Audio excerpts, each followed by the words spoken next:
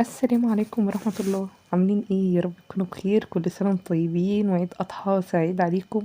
والسنة الجاية ان شاء الله نكون واقفين على جبل عرفات. ينعاد عليكم الأيام بخير يا رب. يلا بقى نعمل الفتة المصري كده بكل تكاتها وحركاتها وكل حاجة.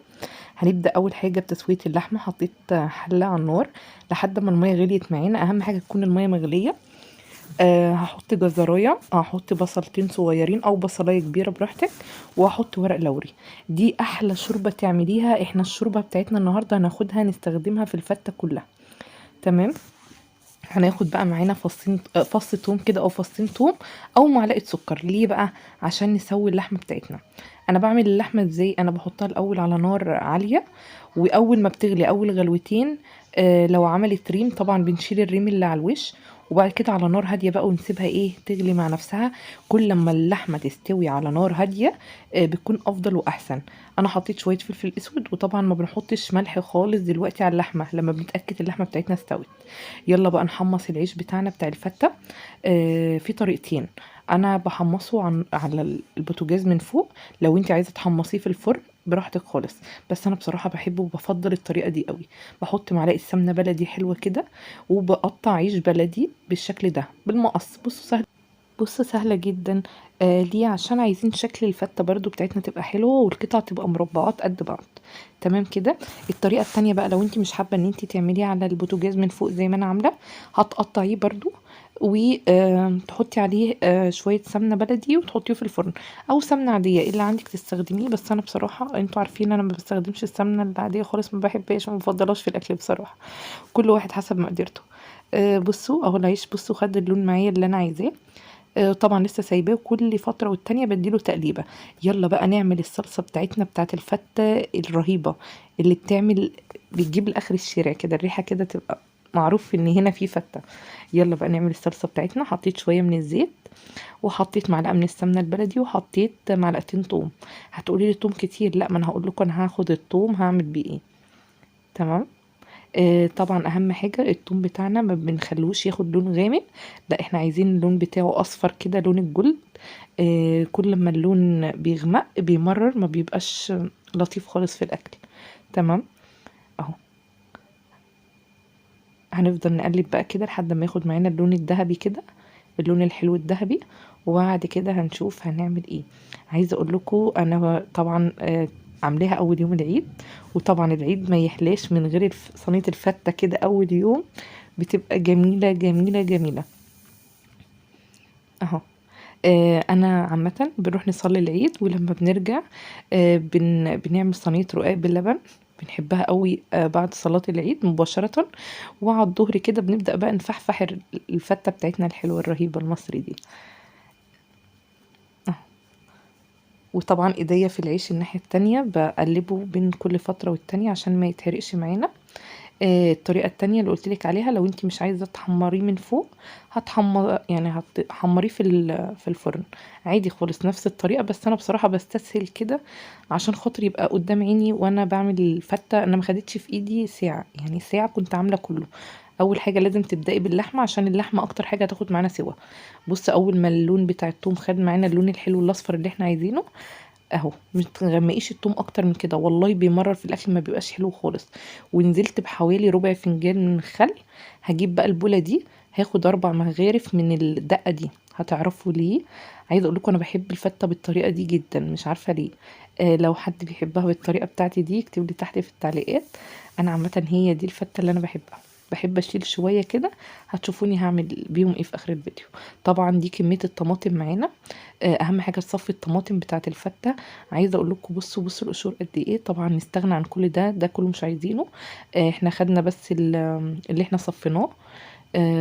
لو الطماطم بتاعتك معاكي مش حمرا تحطي معلقه من البابريكا. بس انا بصراحه الطماطم كانت حلوه اليومين دول اللي قبل العيد. الطماطم كانت رخيصه وحمرا وحلوه قوي، فجبت شويه كده خزنتهم في. طبعا التوابل اللي احنا هنحطها على الصلصه، شويه فلفل اسود وشويه ملح، ومعلقه من السكر. ليه؟ عشان نعادل الحموضه بتاعه الطماطم، وتبقى الصلصه معانا حلوه كده، ما تبقاش جزع قوي. تمام. طبعا شطورات وعارفين كل حاجه. لايك بقى حلو عشان خاطر الفتة الحلوة دي، وتعليق حلو منكم كده تشجعوني. كل سنة وانتم طيبين، وعيد أضحى سعيد عليكم، ينعاد عليكم الأيام بخير يا رب، وفي هنا وسعادة يا رب. تعالوا بقى نشوف الشوربة بتاعتنا. بصوا الشوربة بتاعتنا صافية ونضيفة وحلوة ازاي.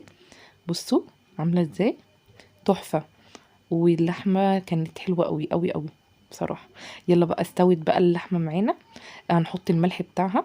زي ما قلت لكم الملح اهم حاجة تحط في الاخر، عشان الملح لو حطيناه في الاول بيوقف السوا، بيخلي اللحمة تغيب معانا في السوا. احنا عايزين اللحمة بتاعتنا تستوي على طول. وطبعا زي ما قلت لك ممكن تحطي فص ثوم زي ما انا حطيت كده، قسمته نصين وحطيته. وممكن تحطي معلقة سكر. بصوا كده الصلصة خلصت معانا، وريتها لكم. بصوا اتسبكت ازاي، انا عايزاها كده. بصوا العيش بتاعنا محمص وحلو قوي. يلا بقى نعمل الرز بتاع الفتة بتاعنا. هحط شوية من الزيت صغيرين، وهننزل بمعلقة سمنة. وطبعا الرز غسلينه، رز مصري عادي، وهنغسله ونحطه. اهم حاجة بقى عشان تعملي الرز بتاع الفتة ويطلع معاكي مفلفل وحلو، قلبيه في السمنة كده شوية حلوين والملح. وبعد كده تنزلي بقى بصي انا بقى عامة انا عملته بالمية، وحطيت في الاخر، بس الحته دي ما جاتش في التصوير، حطيت مغرفه واحده من الشوربه في الاخر. يعني لما حسيته ان هو لسه عايز شويه ميه تاني مثلا، حطيت له شويه كده ان هو يديله طعم. لكن انا بصراحه ما بفضلش الشوربه في الرز بتاع الفته، ان بتغير لون الرز. احنا عايزين الرز بتاع الفته ابيض. لكن انا لو حطيت كله شوربه على الرز، هلاقي ان الرز بتاعنا اصفر، وانا مش عايزه رز الفته معايا يبقى اصفر، انا عايزاه لونه ابيض كده وحلو. فما بكترش شوربه. عايزه انت تسقيه بشوربه براحتك خالص، بس انا بصراحه انا بفضل الشوربه يعني الرز بتاع الفته يبقى كده، ما يبقاش بصراحه الشوربه فيه كتير. بصوا يعني انا حطيت من ميه عادي من الحنفيه خالص. انتوا عارفين الجو حر اليومين دول، فالميه نازله سخنه اصلا في الحنفيه. فحطيت ميه كده بعد ما قلبت الرز في السمنه حلو عشان يطلع معانا مفلفل. اهو هدوق الملح بتاعه، لقيته مظبوط. هحط شويه فلفل اسود، وهحط بقى مغرفه من الشوربه، بس الحته دي ما جاتش. تمام. يلا بقى نحمر اللحمه بتاعتنا. هنحط معلقه من السمنه كده في الطاسه. طبعا اختياري اللحمه المحمره على الفته، وفي ناس بيحبوها في الشوربه، انا بصراحه عملت ده وده. يعني حمرت شويه على الفته وطلعت شويه في الشوربه، عشان انتوا عارفين بقى شوربه اللحمه بتبقى جميله كده. وبالذات بقى لما بتحطي لها الحاجات اللي قلت لك عليها، البصل والجزر والورق اللوري والحاجات دي، بتدي منكهات حلوه في الشوربه. الواحد بيحب يحط عليها ليمون كده ويشربها مع الفته. اهو بصوا هحمر اللحمه بتاعتي في السمنه، وهحط لها شويه فلفل اسود. مش هحط ملح طبعا، ان احنا ملحين الشوربه بتاعتنا، فاكيد يعني اللحمه معانا ملحها مظبوط. تمام. بصوا عايزه اقول لكم اللحمه كانت اللحمه طالعه زبده قوي كده وجميله بصراحه. كل ما تسويها على نار واطيه، يعني عين البوتاجاز تبقى واطيه، اللحمه بتطلع دايبه دوب كده يا جماعه، بتبقى حلوه قوي. احلى ما تسويها على نار عاليه. خدوها نصيحة مني، خلوها بس أول غلوة غلوتين على نار عالية. ولو طلعت ريم معانا بنستغنى عنه خالص، بنرميه. وبنوطي النار بقى ونسيبها تغلي كده، السوا بتاعها على الواطي. عايزة اقول لكم حلوة قوي، طالعة بقى ملبسة معايا كده، وبصراحة تحفة. تعالوا بقى يلا نقدم الفتة بتاعتنا، نشوف بنطبقها ازاي على بعض. اهي طاسة العيش بعد ما حمصناها. فاكرين الاربع مغارف او معالق من الدقة اللي انا شلتهم؟ بصوا حطيت عليهم مغرفتين من الشوربة او مغرفة. طبعا الشوربة عليها ملحها وكل حاجة. يلا بقى نشوف هنسقي العيش بتاعنا ازاي بتاع الفتة عشان تعملي احلى عيش. وعايزة اقول لكم طالع رهيب بصراحة، تحفة تحفة تحفة. لو بتعملي الفتة بالطريقة دي اكتبي لي بالتعليقات، لو بتعملها بطريقة تانية برضو اكتبي لي تعليقاتكم، بتفرحني او بتبسطني. يلا بقى حطيت مغرفتين شوربة حسب، بصي الكمية بتاعتك انت عاملة قد ايه عيش، عاملة قد ايه رز. بصي انا ما بقولتلكوش اي كمية في الفيديو، ان الكمية دي حسب عدد افراد الاسرة بتاعتك، كل واحد حسب مقدرته. انا حطيت شوية شوربة، وحطيت معلقتين من الصلصة اللي احنا عاملينها. اعملي العيش بالطريقة دي بيبقى ليه طعم تاني خالص، غير ما تحطيه من غير اي حاجة. بصوا انا مش شايفين شكل العيش بتاعنا، ولا هو طري ولا هو ناشف. انا عايزاه كده تاكليه مع الفته، ما يبقاش معجن، لا احنا عايزين العيش بتاعنا مفلفل وحلو كده. وبصوا الرز الابيض طالع معايا ابيض ازاي، هو ده اللي انا قلت لكم عليه. حطيت مغرفة شوربة واحدة، مغرفة واحدة يعني، حطيت مية كتير ومغرفة واحدة. الرز طالع معايا أبيض، طالع معايا مفلفل. أهم حاجة بقى في رز الفتة بتاعنا يطلع مفلفل كده. بص الرز عامل ازاي. عايزه اقول لكم والله ريحه الفته كانت قلب العماره عندي من حلاوتها، وطعمها كان تحفه. اهو. يلا بقى نجيب الصلصه بتاعتنا. زي ما قلت لك صف الطماطم، وحطي معلقه السكر، بتفرق قوي قوي قوي في الطماطم. عامه اي طبيخ انا بعمله بحاول ان انا احط سكر عشان خاطر يعني بتبقى حلوه في الصلصه. بصي التقديم بتاعك بقى حسب ما تحبي، انا العين بتاكل قبل البق، فبحب ان انا ازوق لكم الطبق على قدي. ايه رايكم؟ عايزه اقول لكم كانت تحفه قوي قوي قوي قوي. يلا بقى نجيب اللحمه المحمره بتاعتنا ونحطها كده على طبق الفته. زي ما قلت لكم طبق الفته ده اساسي، اول يوم العيد لازم فته ولحمه كده، تبقى حلوه قوي. طبعا اللحمه لما حمرتها حطيت لها فلفل اسود بس، ما حطيتش ملح، ان الشوربه معانا كان فيها ملح. اهو.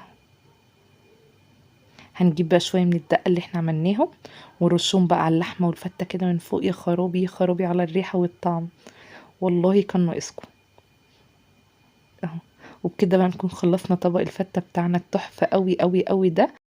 ما تنسوش بقى تعملوا لي لايك وتعليق حلو زيكم، واشتراك في القناه عشان يوصلكوا اي جديد انا بعمله.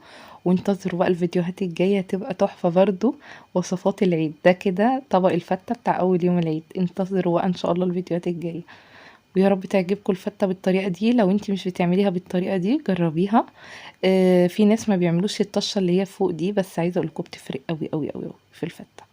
انا عن نفسي بحبها. وبكده بقى اكون خلصت الفيديو بتاعي، واقول لكم باي باي. هسيبكم بقى تستمتعوا مع طبق الفته.